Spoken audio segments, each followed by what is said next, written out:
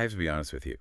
When I hear the words financial trading, my brain immediately goes to two very specific places. Okay. One is, Leonardo DiCaprio in a tailored suit screaming into a telephone. The Wolf of Wall Street, sure. And the other is my own bank account, just sort of quietly evaporating. That is the standard response, isn't it? It's either Hollywood glamour or total panic.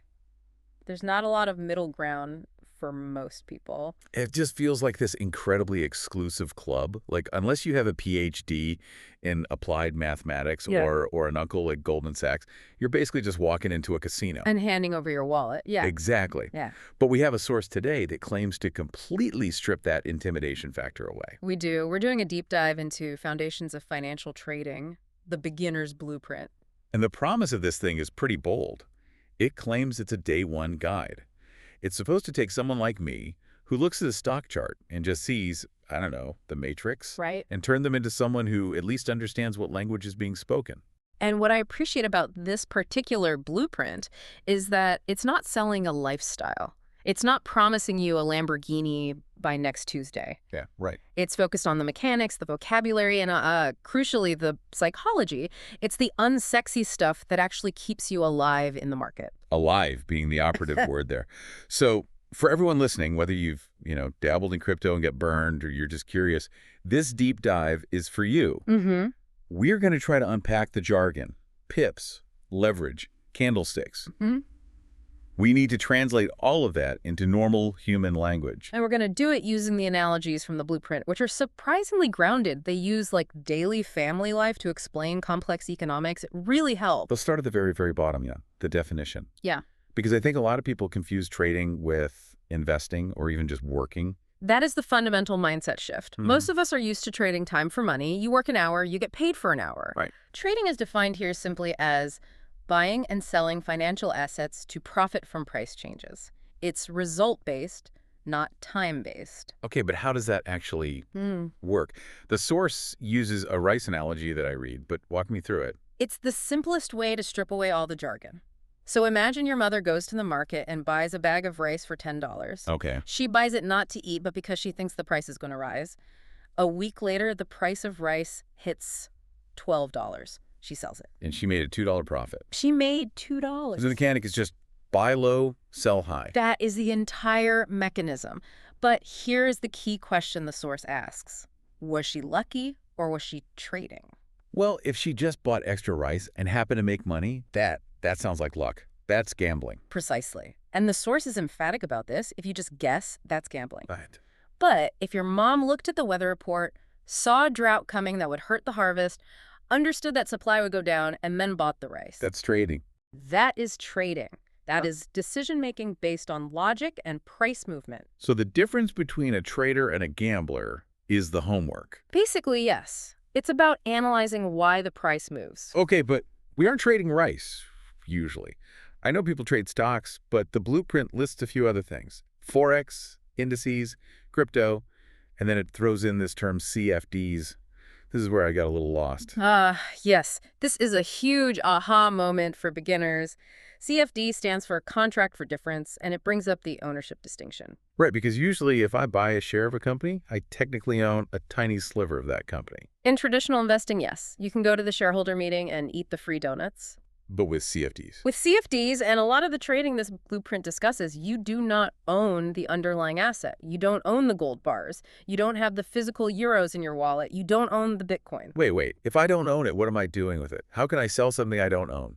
You are trading on the price movement itself. You are entering a contract with a broker. You're saying, I think this price will move from point A to point B. So it's like betting on the direction of the housing market without ever getting the keys to the house. That's a perfect way to put it. You are speculating on value, not hoarding assets. That is a crucial mental shift. You're surfing the waves of the price. You aren't trying to collect the water. I like that, yes. Okay, let's get into the mechanics because the language barrier is real. I mean, you look at any trading forum, it's like they're speaking an alien dialect. I got 20 pips. What on earth is a pip? It does sound cute, doesn't it? But pip just stands for percentage and point. It's simply a unit of measurement for price change. But why can't they just say cents or dollars? Because the movements are just too small. The source uses a metric analogy. Think of a meter. Okay. Inside a meter, you have centimeters. Inside centimeters, you have millimeters. In trading, the price doesn't usually jump a whole dollar in 5 seconds. It moves in tiny, tiny increments. And those millimeters are the pips. Those are the pips. So traders are basically trying to collect these tiny millimeter shifts all day long. Right. And this leads to pip value. Because a movement of 0.0001 doesn't sound like it pays the rent. It doesn't. You're not getting out of bed for a fraction of a penny. No. But you might if that fraction was worth, say, $50. Every pip has a monetary value assigned to it. The blueprint compares it to doing household chores. Oh, right. The chore money. Exactly. Imagine you get paid $1 for every chore you do. 1 pip equals 1 chore. If the market moves 10 pips in your favor, It's like I did 10 chores, I earned $10. you earn $10. Or $100 if your chore rate is higher. But remember the warning here. Survive first, profit later. Mm-hmm. Beginners obsess over how much a pip could be worth, and they forget it works in reverse, too.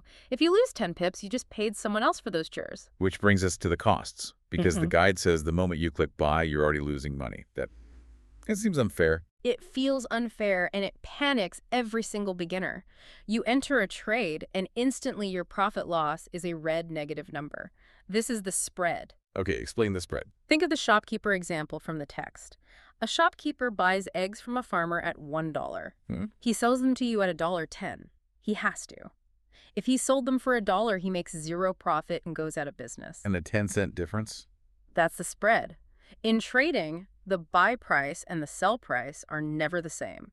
If you want to buy a currency at 1.1002, the market might only be willing to sell it at 1.1000. That 2-pip difference is the broker's fee. It's the cost of business. You have to overcome that negative start, that admission fee, before you see any profit. So if I'm down $2 immediately, that's just the cost of entering the room. It's not a mistake. It's not a mistake, it's business. There was one other fee mentioned, the swap. Yes. If you keep a trade open past the end of the market day, you often pay a swap fee.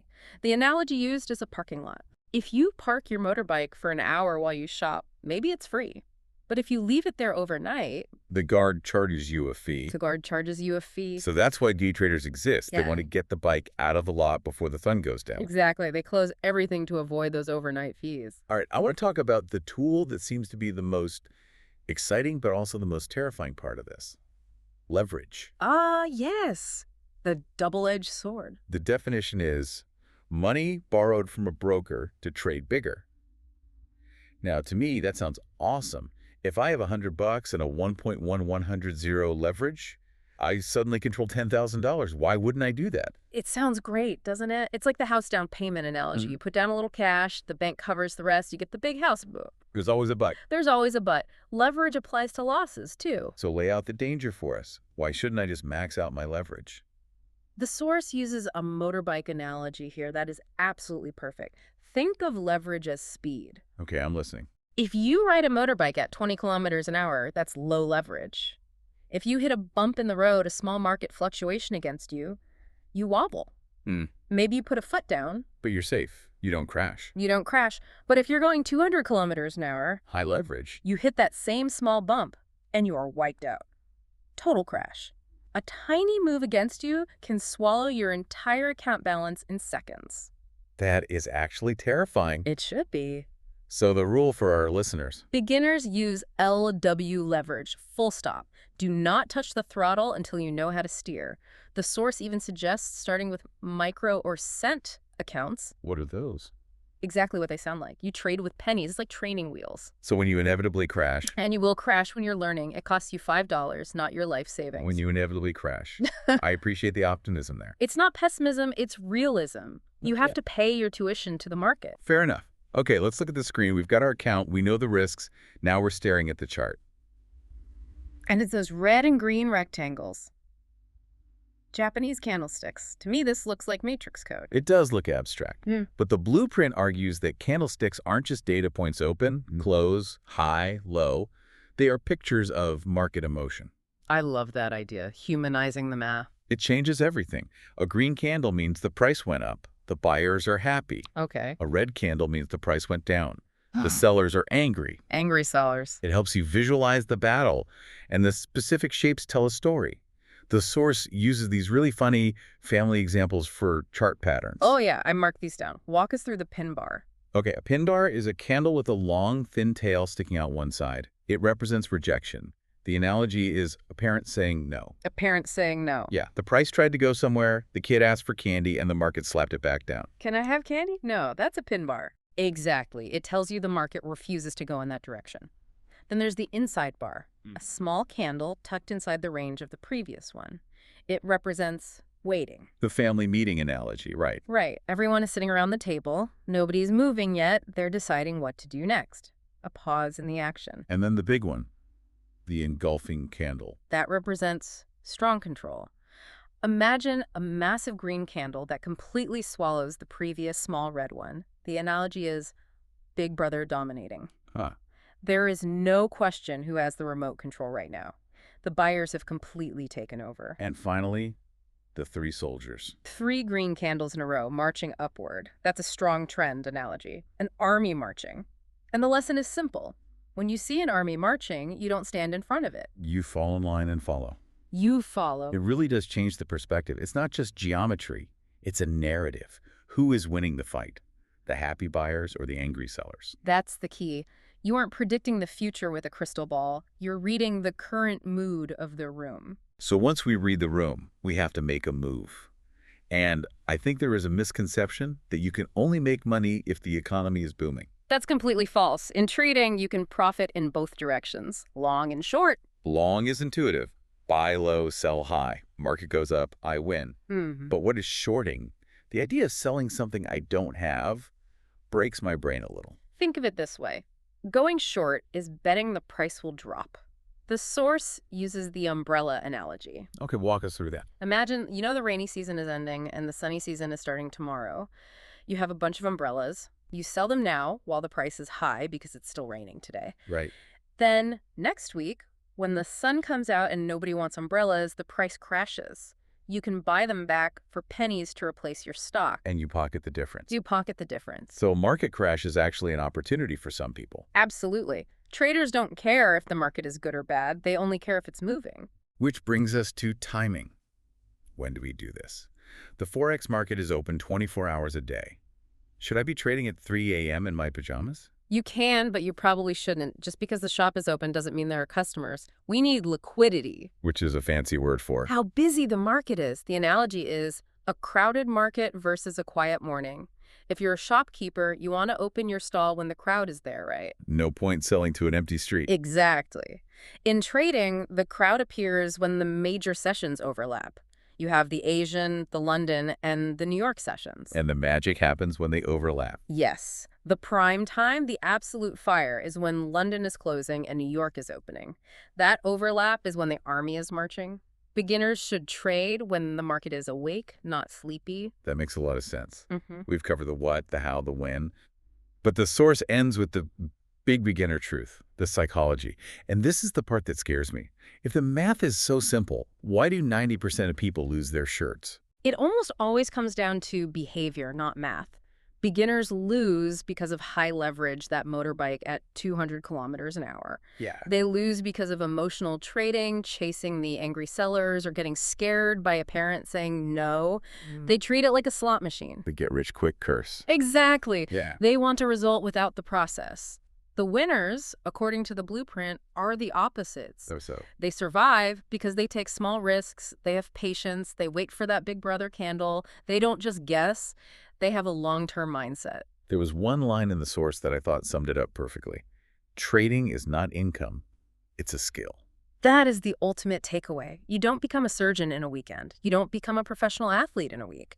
Trading is a performance skill. And you have to pay tuition to learn it. And you pay that tuition to the market in the form of losses while you learn. Every loss is a lesson if you're paying attention. That's a humbling thought. It's not an ATM, it's a craft. It is. We've unpacked a lot today. We've gone from buying rice to shorting umbrellas, from angry sellers to marching armies. Hopefully the charts look a little less like matrix code now. A little more like a story about human behavior, maybe. Before we sign off, I want to leave everyone with a thought. We've established that trading isn't luck. It's decision-making based on price movement, which is really just human emotion. Right. So, if every tick on a stock ticker or currency graph is just a representation of collective fear or greed, how does that change the way you look at the news? Is a recession just a global red candle?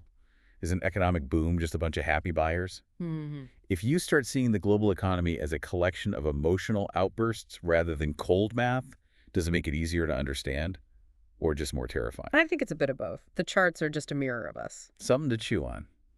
That's it for this deep dive. Thanks for listening. Safe trading, everyone.